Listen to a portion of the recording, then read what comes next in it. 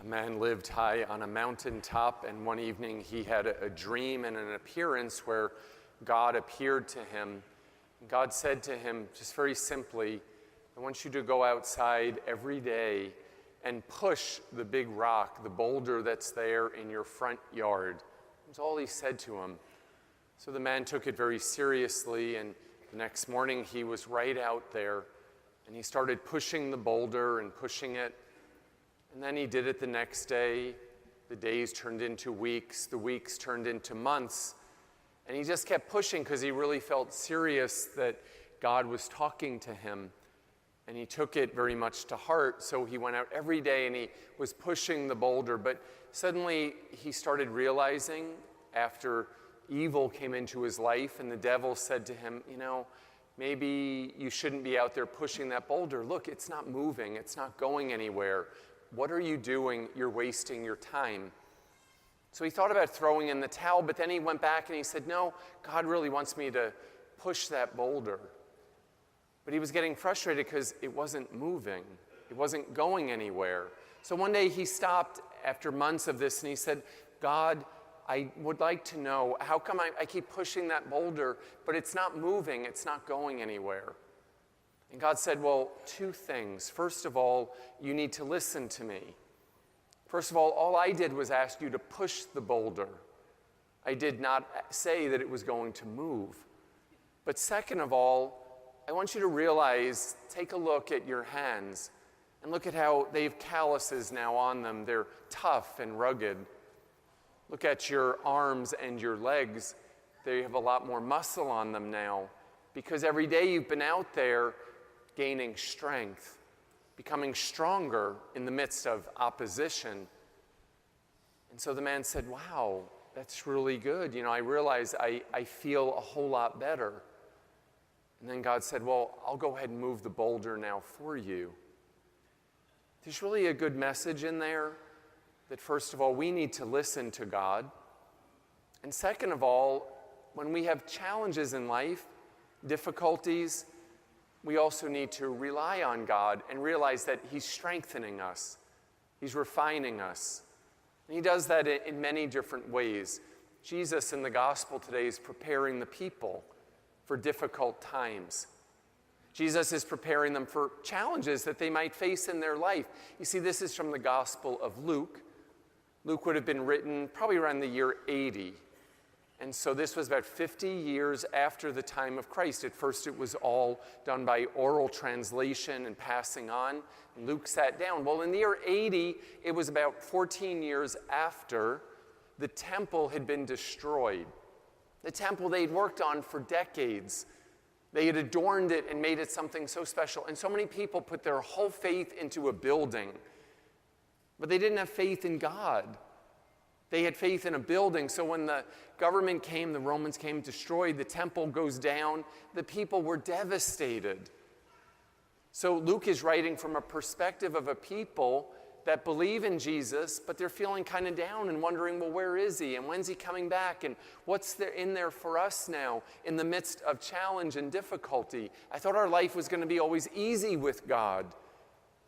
And Jesus is saying to the people, well, you need to persevere. I never said it was easy. I never said life was going to be easy. Life is going to bring challenges. I look at our children. We always want to protect our children. We want to make sure that they have a great life. But sometimes when we face challenges in life, when we have a disappointment, maybe disappointment which could be we don't do as well on a test as we expected, or we didn't get asked to go to the dance like we thought we would, or we didn't win the big game. Well, those are things that strengthen us and refine us. And we have to learn from that. And so God gives us a lot of tools to be able to do that. He said by perseverance, patient endurance is what that means. So we endure and we take it in a patient type of manner. One of the ways that He gives us to learn about patient endurance and perseverance, to be strengthened in moving the boulders of our own life and challenges, is virtues. And it's not something that we often speak about, but I think it's important to know what virtue is and to be reminded of the gift of virtue for ourselves personally, so that we can be the people God called us to be, so that we can work. You see, when God created us, he said, I'm giving you life, I'm pouring a lot into you, I'm giving you a lot of potential, but I need you to fulfill your part of the bargain too. And that means you're going to try to be the best you can be, that we grow and we mature, and we become lights in the midst sometimes of darkness. That we take whatever challenge we have in life and we say, God, you know what? With you and with a relationship with you, I can be the human being you called me to be. And he called each one of us to greatness, not just to goodness, but he called us to do really phenomenal things. So he gives us virtues. There's the theological virtues. They're all based upon our relationship with God, and that is faith, hope, and love, or charity. They're actually depicted, the theological virtues. You look at them every week in the windows in the back here. The first two, one is an oak tree. It represents faith. Faith is belief in things we cannot see, and the hope, the assurance of things that are hoped for. We have the second one, which is an anchor, that is hope. Hope, it means that there's a future. We have faith, which is belief. We have hope that belief is, wow, God loves us. God's going to protect us, as the gospel tells us today. And that's great news. And then we have charity, that's depicted over about the third one from the right, because in between, or the second from the right, because in between is God, the Father, the Son, and the Spirit. So it's a heart, because really love is not that complex, my friends. It just means listening to our heart and our emotion. So in our relationship with God, through the virtues of faith, hope, and charity, we are able to deepen a relationship with him. When we have faith, when we have hope, when we are loving, and we realize we are loved. That means we're God's children. We grow upon that. We build upon it. That's the foundation of our life as Catholic Christians. Well, then we have other virtues which are called cardinal virtues. They're human virtues. They're things that help us in our relationship with other people. And so in our lives, as it says in the gospel today, look, you might be hated. Parents, brothers, sisters, family. You know, maybe it's good to talk about this a couple of days before Thanksgiving, because Thanksgiving dinner this year could be really interesting. In a lot of families, I have the feeling it's good to remember the cardinal virtues, because we may have people that we have differences with. So how do we have relationship, and how do we refine ourselves and be reminded of God's beautiful presence in our life? Because the God in me can find the God in you. And look, when that happens, we're all on the same level. It's called dignity. So the cardinal virtues, the human virtues, very simple. The first one being prudence. Prudence means that, I have a filter. That's something that's missing quite a bit today, I think. Many people do not have filters, so we need to pray for better prudence. It's kind of the difference between kind of like knowing a little bit of that right and wrong. Prudence, being prudent about what we say, what we do, where we go, what we read, what we put on our walls, the people that we hang out with, etc. That's prudence. Well, another one is temperance. Prudence, temperance. It's not a word we use that often today. Temperance means that we subdue our passions. That just because I feel something doesn't mean you have to feel it. It doesn't mean because I feel something, you have to feel it. It means, I'm going to tell you how I feel, and I'm passionate about this, but I respect you as well. And I'm going to take because of temperance, I'm going to temper my own passions so that I can be a better person for God. Wow, what a beautiful thing. Temperance. So when we have temptations in our lives, we have to temper them. Temperance is really probably one of the best virtues to know, because it's not always what I want, and it's not always when I want it, but I have to realize that I live in community with other people, so I have to temper my own emotions. Next, we have justice. We always hear a lot about justice. Justice is equality. Justice is fairness. Justice is fairness. I hope it's something that we learn from a very early age. Parents and grandparents, you probably have to promote justice every day in your home. Because when there's multiple siblings, what's always somebody saying?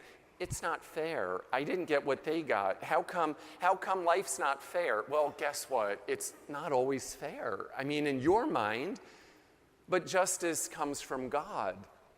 Justice comes from the Almighty. And so we have to trust in that and believe in that and really work towards a more just world where there is equality, where there is fairness. So we have prudence, temperance, justice, and then fortitude. Fortitude is courage. Fortitude is strength. Fortitude is moving the rocks in our lives and realizing that we can't do it alone, but we need God to do it. God to help us, that we're partners with God in all that we do. You know, somebody that wants to be a better prayer in their life, if you want to learn how to pray better, well, you need to pray more, pray stronger. You know, a muscle doesn't grow because you're sitting on the couch eating bonbons and watching TV. No, a muscle grows because you feed it, you nurture it, you work it, you do your best. Well, that's what fortitude is all about. It's strength physically, emotionally, spiritually. So today, as we hear this gospel, which kind of brings us to like end times, which can be like really foreboding. What signs am I looking for? And Jesus is saying, look for me.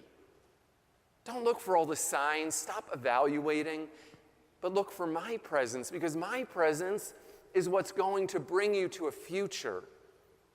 You see, one day our names are going to be in this basket here. I talked about that last week, how we write in the names of people that have passed away in our lives, and we remember them at all the masses. One day we're going to be there. Well, the only way we get there to heaven is through the gift of prayers of others, but also through living a life now of virtue, of embracing all that God has given to us and remembering the need for faith, hope, love, for prudence, temperance, justice, and also for fortitude. And when we do that, we don't get frustrated because we can't move the boulder, but rather we look at how strong we're becoming in God's eyes. Maybe how much stronger we become as a disciple, as a person, and how much better that we can be, so that when one day we are with God and we stand before Him, He says just very simply the 7 words we all long one day to hear. Well done, my good and faithful servant. It's well done because we've lived a life that was filled, that was concentrated on the gifts of virtues.